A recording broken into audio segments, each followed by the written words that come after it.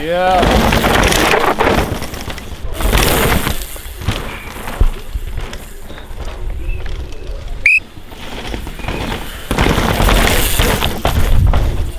Hey, well open, so round 3 of the British Downhill Series in North Wales at Rhydd Felyn. We're in the Atherton's pits with G. How you getting on?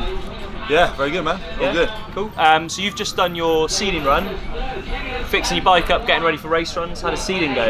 Yeah, seeding went well. It's a good track here. It's quite fast, quite rough. Yeah. Nice and dry at the moment. So yeah, seeding went good. I'm leading by 2 seconds, so it's going alright. Cool. It's a bit of the track is Rhydd Felyn, which everyone calls Bala. It's a bit of an old school Atherton sort of stomping ground, isn't it? Yeah, I live close by. I live like 20 minutes away, so we often come here riding. It's good for testing, you know, it's good for just getting some lap times down, trying things on the bike. So yeah, I know the place well, and yeah, it's one of my favourite tracks. You guys used to live just down the road, didn't you, before you moved? And did the Revo guys now live in the house you used to live in or sing with? Yeah, like that's that? right. Yeah. And you know, we've always ridden around here where Revo is, and this hill here. Like we've always had tracks here, and it's always been somewhere we've been putting laps in. You know? Everyone used to talk about the bank track around here. They'll say, oh, the bank was real. And Pennebont or something is over there. There's a lot of famous tracks that are like, they're still there and we still ride them, but yeah. Cool. So these are the hills that like made you guys. Yeah, that's right. And when we moved to the area, it was like, you know, one of the reasons we moved there, because there was just so much potential for riding. You know, Dan's always been up in the hills, building tracks, putting new jumps in, putting new lines in, and it's always been somewhere we've been like working, you know. Cool. And you think, are you happy with like the way the tracks are going and the way the British racing, like the sort of tracks that British racing's putting on? Yeah, definitely. And it's quite cool to see what a scene has popped up around here, you know, because we moved to the area and there was nothing, you know, riding wasn't really big in the area and there wasn't many boys that rode, but you know, over the years more people have moved in, you know, the tracks that we've always had as like tracks that, you know, 3 people might use, suddenly quite developed tracks, and you know that it's somewhere that people come and ride, and it's actually quite a cool spot now. And they're all on downhill bikes as well. Like, it's easy to think people don't ride downhill anymore, but you come up here and there's like Anta, Revs, all the stuff around here. Yeah, there's a lot. It's quite a big scene, and the downhill scene's quite, you know, it's cool to see, like you say, that it is doing so well. And you know, there's so many tracks. You could come here for a week and ride somewhere different every day, and never have to drive more than an hour, you know, which is awesome. Awesome, yeah. So how's your season going?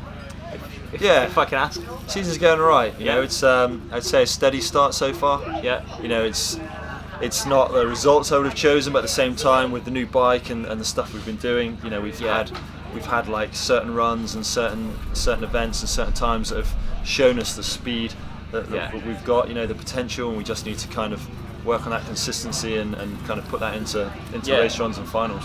I think a lot of people like look at you guys and they think there's a lot of expectation that you're going to turn up and get similar results to what you've done in the past, you know, like top of the box every race, world champs, all that. And is it difficult balancing that expectation with also all the work you're having to do on designing your own bikes and getting them ready to be race speed? Well, the expectation is there from us as well, if you like. You know, we were never we didn't start this project with the thought that, you know, the racing can take a back seat, we'll just do what we can and develop the bike and just see how the racing goes. You know, from the start we were like, we want a bike that can get World Cup podiums, we want a bike that we can be consistently fast on, and you know, we worked hard over winter to get to the point where we had that. You know, you can't do it all in testing, because certain things you can only develop once you start doing race runs. Once you get into that racing environment. And you can test for weeks and weeks and weeks, but you do a race run and suddenly find something new. So, you know, at the same time, it's not something you can rush. So. It's getting there every round, it's getting better, and the bike's getting quicker, and we're learning a lot as we go, you know. Yeah, and I think I guess that's why we saw the Canyon guys at Fort William. They were practicing with telemetry equipment on, and they didn't turn up ready to go. They were still refining everything. But you know, the World Cup scene is like a pressure pot for testing, because you know, you can give a bike to someone that rides every week and they can spend a year developing it, just riding and testing, but you know, you put a bike into a World Cup environment and any slight weakness or any slight fault or something you're not happy with shows up straight away. You know, that very first time run you do, it shows up. Any problem, it's there, and there's no way of hiding that. There's no way of getting around it. There's no way of kind of getting away with something that doesn't quite work very well. Yeah. That's quite cool, really, to have a bike in that kind of environment. But you don't find it till you get there, and then you're like, yeah, that's true. It's tough, but at the same time, it means the bike that you gradually develop over a race season or a few race seasons, is going to be bloody good, and it's going to take anything that people can throw at it. Yeah, and I guess when people see it, they can see the journey you've been through. When they buy that bike, they see that it's been properly developed. Yeah, and that was something that was quite important to us. When we started Atherton Bikes, we wanted people to see that we weren't just plucking a bike off a shelf somewhere and putting our name on it. We've developed it with a good crew of people, with a good test team. It's been a project that we literally started from the ground up. I know in the past the guys, when they used to have Robot Bike Co, they developed a similar technique, but the downhill bike was built from the ground up. New geometry, new manufacturing techniques. Even the way the bike's put together has changed slightly, and the suspension. It's all been kind of taken apart, worked on. How can we improve that? How can we change that? And interesting. It's all been taken apart. Because there's obviously a bit of an assumption for people that it's robot bikes with a different name stuck on it. Yeah, and I understand why. There is that misconception. I mean, they do look the same, and there's similar people behind it. Yeah, exactly. Yeah, that's interesting. Yeah. So. We saw the trail bike, the 29er appeared at Fort William World Cup. Yeah. You've won Fort William British National on the downhill bike. Rach has won some races on it now. What's next for? We've seen prototypes. I had a sneak look at some paint options and that. Like, what's next for Atherton Bikes? Well, to get the things out there and to get people on them and start to get some feedback from how people are getting on with them, like you say, the downhill bike's ready, the 29 150's ready. I had a message and a picture yesterday actually of the first 27.5 160, which looks really good.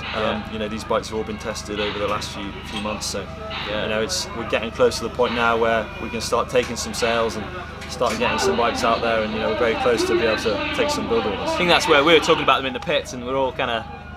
We've seen them a load from London Bike Show through the races. We're all just like ready to, right, I'm ready to ride one now. I want to see what it's like. Yeah, and I think people feel like they're starting to feel like we're dragging it out a bit, or like stringing people along. But the process of starting from scratch and getting to a point where you're happy to sell bikes to people, and it's a big process. And we will be at the point where people are on bikes that aren't quite finished. They are kind of works in progress still. There will be small things that are going to improve over time, but that's kind of part of buying into a. So you'll get the slightly wider circle onto some earlier late prototypes or pre-production. Yeah, exactly. The bikes will be. They're things that we'd be happy to ride. I would never put a bike out that I wouldn't put my name on and go and race myself. They're good bikes, and they're really good pieces of kit, and we would never sell anything that we weren't happy with. Cool. Can you give us any idea of when the bikes will appear? Not solidly, but we're talking a couple of months instead of Awesome. Yeah, it's soon now. Wicked. Okay, cool. So just back to you. Like you said, steady start to the season. You haven't been on the podium yet at World Cups yet, but you're obviously getting there. That's the goal. What do you personally think? Is it changed to the bike? Is it changed to you? Like, what have you got to do to break through and get your results faster? Does that matter? I think it's a combination of me and the bike, because we're changing a lot on the bike and still learning quite a lot about it, which means when I'm in a race environment and trying to push that 100% run, I'm not quite kind of trusting certain things because I've not ridden it enough to know how it's going to react. But how the bike will react. Yeah, exactly. Yeah, okay, and the more races we do, this weekend we've been testing quite a lot of new things, and I'm leading qualifying with a good gap, so it's working. And I think those races, the more we can do of them, the better we're going to get. So you've almost this year just had to kind of take one for the team a little bit and acknowledge that there's a lot of unknowns, there's a lot of things that you have to get up to speed on, and it will impact the races. In some senses, yes, but at the same time, I think it's just about learning to ride a new bike, learning to go fast on it, and learning what you can do to improve it, and that's something I enjoy doing, and it's quite a cool process, really. Cool. So next World Cup's coming up in a couple of weeks. Yeah. Like, any plans for that? Like, how are you going to approach that? Yeah, I'm looking forward to Andorra. I like it there. It's a cool track, nice and natural, and rough and steep, and I think it suits me. So we're going to get stuck into that, throw ourselves in full charge, and keep pushing, see what we can do. Will you go out there normal time, start of the week, and approach, or are you going to get a bit of time ahead of the race? Or? No, I think they've closed Andorra now for testing, so you can't go out there early. That's it now. So we'll have enough time to get up to speed. What do you think of the venues for the rest of the season? Yeah, they're good. Yeah, there's some good ones now, I think. Anything you're looking forward to especially? I think all the ones coming up are good. Leergang was the one I was kind of dreading. It's my least favourite track, so I'm glad that's out of the way. And we can seems to cause everyone problems, Leergang. Yeah, I'm not a fan of the place, but you need tracks. You're never going to love them all, so that's the way it is.